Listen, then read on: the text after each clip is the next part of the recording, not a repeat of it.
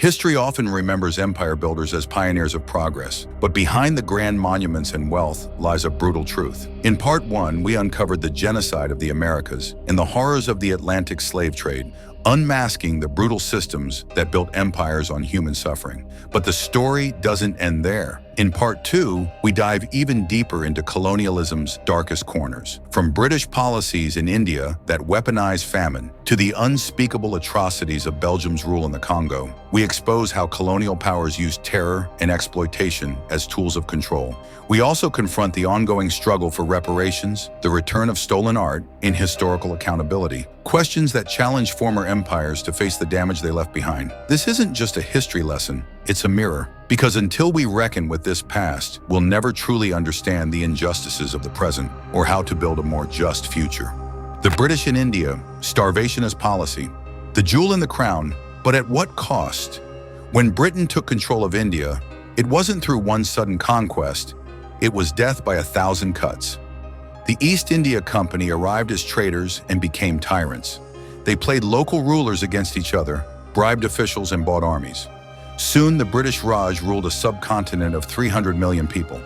They called it the jewel in the crown. But for Indians, it was a crown made of chains and blood. Drain of wealth. India didn't just suffer occupation, it was systematically drained. Raw materials were stripped from Indian land, sent to Britain to fuel the Industrial Revolution, and cheap British goods flooded back in, destroying local industries. In just a few decades, India went from one of the world's wealthiest regions to one of its poorest. Famine, a weapon of empire. Under British rule, famine wasn't an accident, it was policy. Colonial administrators demanded high taxes, exported food even during droughts, and forced farmers to grow cash crops like indigo and opium instead of grain.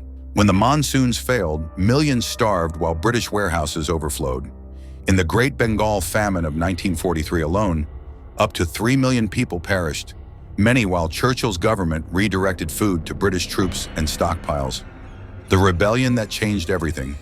Indians did not accept this fate quietly. The 1857 Sepoy Rebellion shook the empire to its core. Indian soldiers in the British Army rose up against their commanders, sparked by deep resentment and religious insults. Although brutally crushed, the rebellion lit a fire that would burn for decades, fueling the dream of independence. Heroes like Rani Lakshmibai, the warrior queen of Jhansi, became symbols of resistance, the seeds of freedom. Though Britain crushed the 1857 uprising, it sowed the seeds of its own downfall. Across the next century, leaders like Gandhi, Nehru, and Ambedkar built movements of nonviolent resistance. They exposed British cruelty to the world.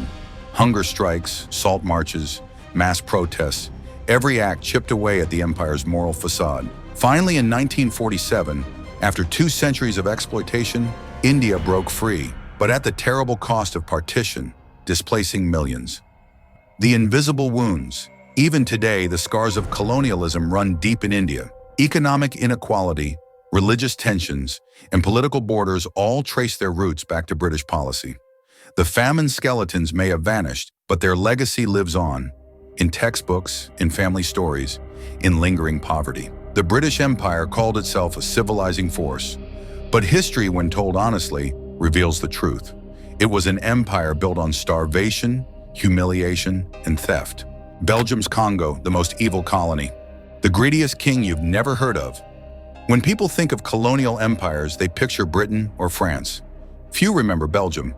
But in the late 19th century, King Leopold II, desperate for wealth and power, turned his eyes toward Africa. He didn't conquer the Congo for Belgium. He seized it as his personal property. 10 million people lived there. To Leopold, they were not human beings. They were a workforce to be bled dry, rubber and blood. At the heart of Leopold's empire was rubber, critical for the growing automobile industry. Congolese men were ordered to harvest wild rubber deep in the forests. If they failed to meet impossible quotas, they faced mutilation. Soldiers would cut off their hands as punishment, and to prove they had used their bullets. Mothers were forced to watch their children tortured. Entire villages vanished into the jungle, leaving only ash and silence behind. Lies, propaganda, and cover-ups. In Europe, Leopold masked the horror.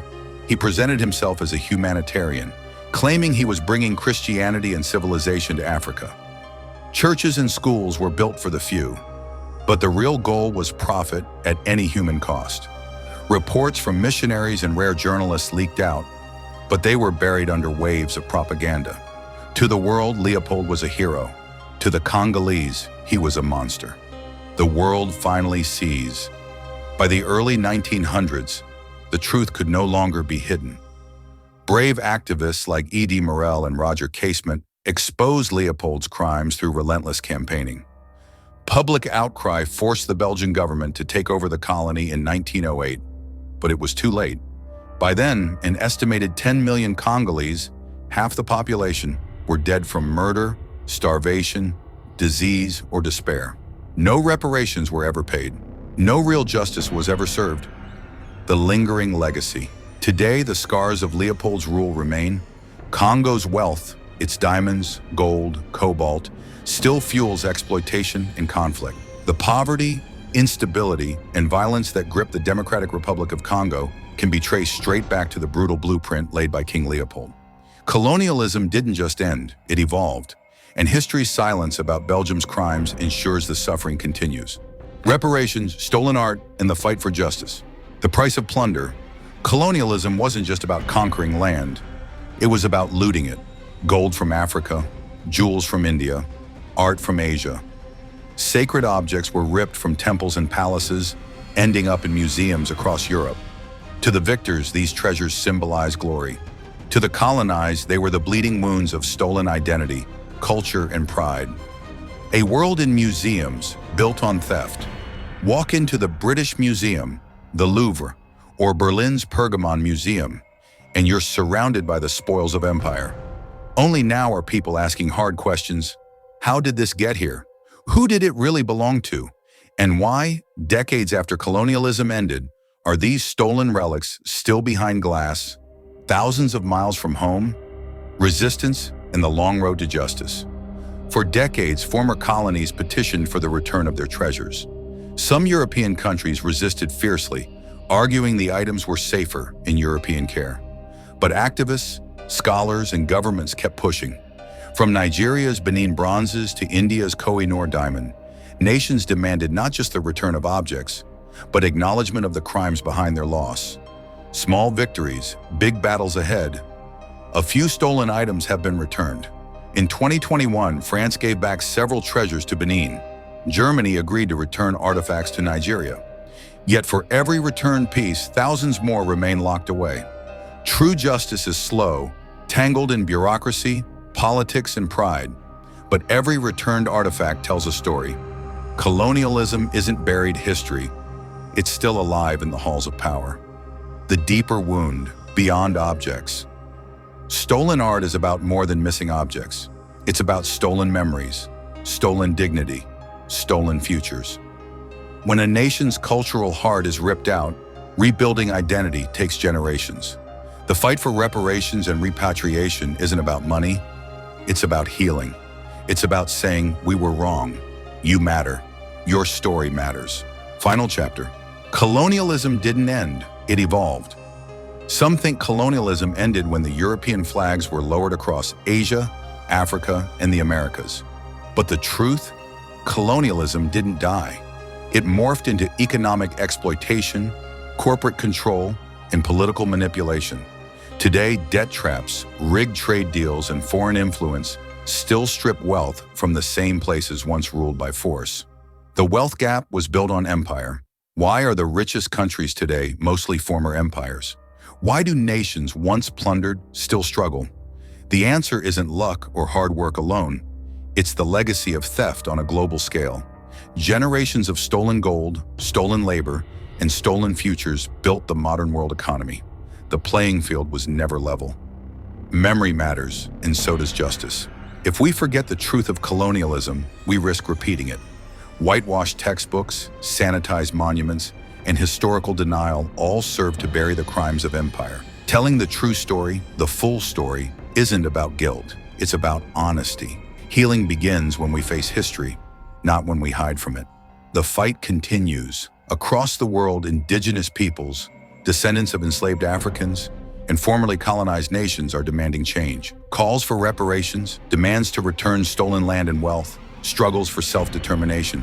The echoes of the colonial past are alive, and the future will be shaped by whether we listen.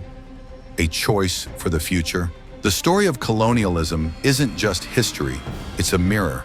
It forces us to ask, what kind of world do we want to build? One where power excuses theft, or one where dignity and justice matter?